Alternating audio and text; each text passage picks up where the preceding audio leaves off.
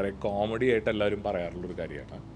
അതായത് മലയാള സിനിമയിൽ കാണുമ്പോൾ കുറേയധികം ആളുകൾ അല്ലെങ്കിൽ ആക്ടേഴ്സ് പൊതുവെ അമ്മയെന്ന് സാധാരണ പോലെ അമ്മയെന്ന് വിളിക്കും.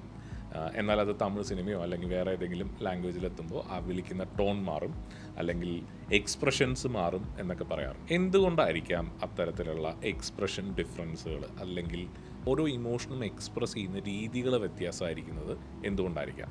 ആലോചിച്ചിട്ടുണ്ടോ? കാരണം അവരുടെ വ്യൂവേഴ്സ് എൻഗേജ് ചെയ്യണമെങ്കിൽ ആ വ്യൂവേഴ്സിന് എക്സ്പെക്റ്റ് ചെയ്യുന്ന തരത്തിലായിരിക്കണം ആ ഒരു സീൻ ഡെലിവറി ചെയ്യേണ്ടത് എന്നുള്ളതുകൊണ്ടാണ്. അതുകൊണ്ടാണ് സിനിമകൾ ഇത്തരത്തിലുള്ള കാര്യങ്ങളിൽ ശ്രദ്ധിക്കുന്നുണ്ടാവുക. വേറാസ് ഇതേ കാര്യം ഏറ്റവും ആപ്ലിക്കബിൾ ആയിട്ടുള്ള മാർക്കറ്റിങ്ങിൽ അല്ലെങ്കിൽ അഡ്വർടൈസ്മെൻറ്റിൽ കുറേയധികം ബ്രാൻഡുകൾ ഈ മിസ്റ്റേക്ക് വരുത്താറുണ്ട്.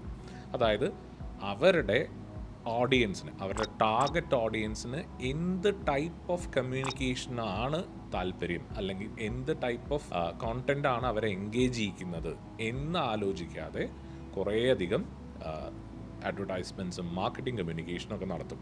അപ്പോൾ അതുകൊണ്ട് എന്താ ഉണ്ടാവുക? ഇതിൻ്റെയൊക്കെ പ്രൊഡക്ഷൻ കോസ്റ്റ് കൂടിക്കൊണ്ടിരിക്കും. ഒരുപാട് വീഡിയോസ് മാർക്കറ്റിൽ ഇറങ്ങുന്നുണ്ടാവും. ബ്രാൻഡിനെ കുറിച്ചുള്ള അവരുടെ പെർസെപ്ഷൻ നന്നായിരിക്കില്ല.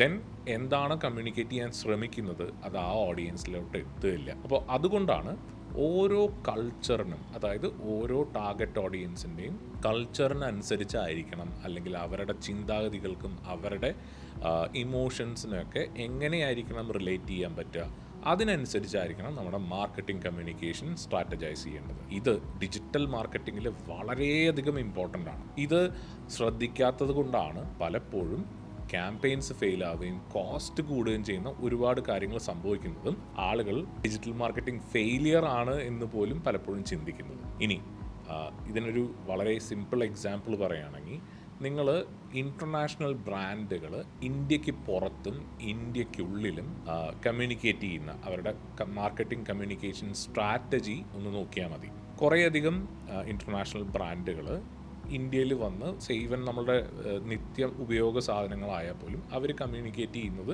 അവരുടെ പ്രോഡക്റ്റിൻ്റെ ക്വാളിറ്റീനെ കുറിച്ചും അതിൻ്റെ കുറച്ചുകൂടെ ടെക്നിക്കലായിട്ടുള്ള ആസ്പെക്ട്സിനെ കുറിച്ചും എൻവയൺമെൻറ്റൽ ഫ്രണ്ട്ലിനെസ്സിനെ കുറിച്ചൊക്കെ ആയിരിക്കും. പക്ഷേ അതിനേക്കാൾ ഒരുപാട് ഹൈ വോളിയം പോകുന്ന പ്രോഡക്ട്സ് എന്ന് പറയുന്നത് കുറേ കൂടെ ഓഫേഴ്സിൽ ഫോക്കസ് ചെയ്ത പ്രോഡക്ട്സ് ആയിരിക്കും നമ്മുടെ ഇന്ത്യയിൽ കൂടുതൽ വർക്ക് ചെയ്യുന്നുണ്ടാവുക. അതിനൊരു കാരണമുണ്ട്.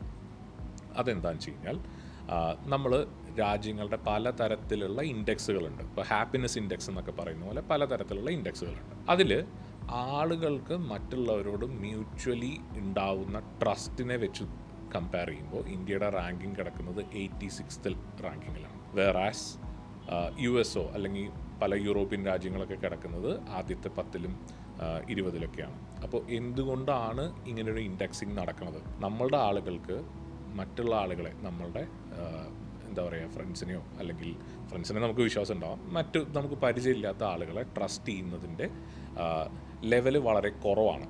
അപ്പോൾ പുതിയ പരിചയമില്ലാത്ത ഒരാൾ പറയുന്നതിനെ ട്രസ്റ്റ് ചെയ്യാൻ ബുദ്ധിമുട്ടായതുകൊണ്ട് തന്നെ ആ മാർക്കറ്റിംഗ് കമ്മ്യൂണിക്കേഷനിൽ ഒരുപാട് എഫേർട്ട് വേണ്ടി വരും. ഒരുപാട് എന്താ പറയുക, ട്രസ്റ്റ് ബിൽഡ് ചെയ്യാനുള്ള കാര്യങ്ങൾ ചെയ്യേണ്ടവരും, ഒരുപാട് ഓഫേഴ്സ് കൊടുക്കേണ്ടവരും, ഇത്തരത്തിലുള്ള കാര്യങ്ങൾ നമ്മളുടെ നാട്ടിൽ നിലനിൽക്കുന്നുണ്ട്. വേറാസ് ഇത്തരത്തിൽ ഒരുപാട് ഓഫേഴ്സും ഒരുപാട് ട്രസ്റ്റ് ബിൽഡ് ചെയ്യാനുള്ള എഫേർട്ട് ബ്രാൻഡുകൾ ഇന്ത്യക്ക് പുറത്ത്, പ്രത്യേകിച്ച് യൂറോപ്പിലോ US ഒക്കെ നടത്തി കഴിഞ്ഞ് കഴിഞ്ഞാൽ അതിനെ കുറച്ചുകൂടെ ഒരു സംശയത്തോടെ ആയിരിക്കും ആൾക്കാർ കാണുക. ഓക്കെ, ഇവരുടെ പ്രോഡക്റ്റ് നല്ലതാണ്, എന്തിനാണ് ഇവർ ഇത്രയധികം എന്താ പറയുക ഓഫേഴ്സും ഇത്രയധികം ഞങ്ങൾ നല്ലതാണ് എന്നുള്ള നിലയിൽ പറയുന്നത്? അവർക്ക് അവരുടെ പ്രോഡക്റ്റിനെ കുറിച്ച് പറഞ്ഞാൽ പോരെ എന്നായിരിക്കും യൂറോപ്യൻ മാർക്കറ്റിൽ കൂടുതൽ ചിന്തിക്കുന്നുണ്ടാവുക.